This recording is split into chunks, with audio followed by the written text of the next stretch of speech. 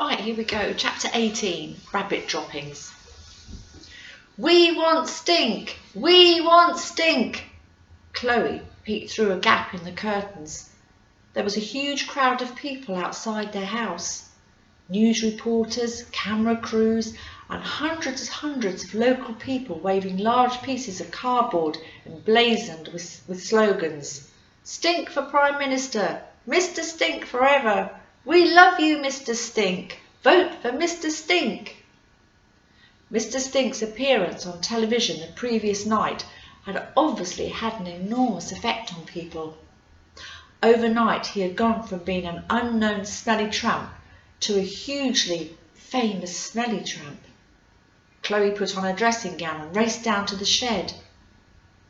Is it time for Lily to meet the flesh-eating zombie teachers? Inquired Mr. Stink as she entered. No, Mr. Stink. Can't you hear the crowds outside? I'm sorry, I can't hear you properly, he said. I found these rabbit droppings in the garden. They make excellent earplugs. He popped out the 2 little brown pellets as Chloe looked on with a curious mixture of disgust and admiration at his ingenuity. For those of you who may find yourself out in the wild and in need of earplugs, just follow these easy step-by-step guide.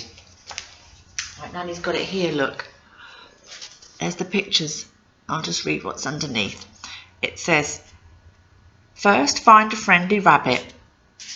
Then on the next one, it says, wait patiently for it to deposit some droppings for you.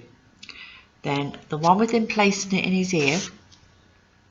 Insert one in each ear. Larger ears will require bigger droppings and possibly even a bigger rabbit. And then the last one, where he's sleeping, look, it says, enjoy a great night's sleep, only slightly marred by the smell of rabbit poo. The Duchess sniffed at the droppings in vain, hoped that they might be a couple of rogue Maltesers, or at the very worst some of Raj's despised coffee revels, but quickly turned up her nose when she realised they were poo, and went back to her makeshift basket. That's better, said Mr. Stink. You know, I had the strangest dream last night, Miss Chloe. I was on television, discussing all the important issues of the day. Your mother was there too. It was hilarious. That was no dream, Mr. Stink. That really happened. Oh dear, said the tramp. Maybe it wasn't so funny after all. It was hilarious, Mr. Stink. You were the star of the show. And now there's hundreds of people camped outside the house. What on earth do they want, child? You, said Chloe. They want to interview you, I think. And some people want you to be the Prime Minister. The crowd was getting louder and louder now. We want Stink! We want Stink! We want Stink! Oh, my word, yes, I hear them. They want me as Prime Minister, you say? Ha ha! I must remember to appear on television more often. Maybe I can be king next too. You'd better get up, Mr. Stink, now. Yes, of course, Miss Chloe. Right, I want to look smart for my fans. He bumbled around the shed, sniffing his clothes and grimacing. If even he thinks they're smelly, thought Chloe, they must really be bad. I could put some clothes on in a quick wash and dry for you, she offered hopefully. No, thank you, my dear. I don't think washing machines are hygienic. I'll just get the Duchess to chew some of this particularly nasty stains out. He dug through a pile of his clothes and pulled out a pair of particularly dirt-encrusted brown trousers. Whether they had been brown when they started their life was now nobody's guess. He passed them to the Duchess, who began her task of a reluctant dry cleaner and started munching on the stains. Chloe cleared her throat. Mr. Stink, you said on the TV show how many homeless persons have a different story to tell. Well, can you tell me your story? I mean, why did you end up on the streets? Why do you think, my dear? I don't know. I've got millions of theories. Maybe you were abandoned in the forest as a baby and raised by a pack of wolves." "No," he chuckled. "Or I reckon you were a world-famous rock star who faked your own death as you couldn't handle all the adulation." "I wish I was." "All right then, you are a top scientist who invented the most powerful bomb in the world and then, realizing its dangers, went on the run from the military." "Well, those are all very imaginative guesses," he said, "but I am sorry none of them are right. You're not even close, I'm afraid." "I thought not." "I will tell you when the time is right, Chloe." "Promise?" "I promise. Now please give me a few minutes, my dear. I must get ready to greet my public." Right, we're on chapter 19 now, Supertramp. "I'm not apologising to him." "You have to." Mr. Stink sat at the head of the kitchen table, reading all about himself in the newspapers, as Chloe stood at the stove frying some sausages for him. Her parents were arguing again in the next room. It wasn't a conversation that the house guest was meant to hear, but they were so angry their voices were becoming louder and louder. "But he does smell. I know he smells. But you didn't need to say it on television." Chloe smiled over at Mr. Stink. He looked so engrossed in all his headlines. "Supertramp, stinky superstar steals show, homeless man saves boring election." And he appeared not to be listening, or maybe he'd put his rabbit-dropping earplugs back in. "Obviously not," shouted Mother. "Last night I had another call from the Prime Minister telling me I have embarrassed the party and he wants me to withdraw as a candidate." "Good? What do you mean, good?" "This whole thing has turned into a monster," shouted Dad.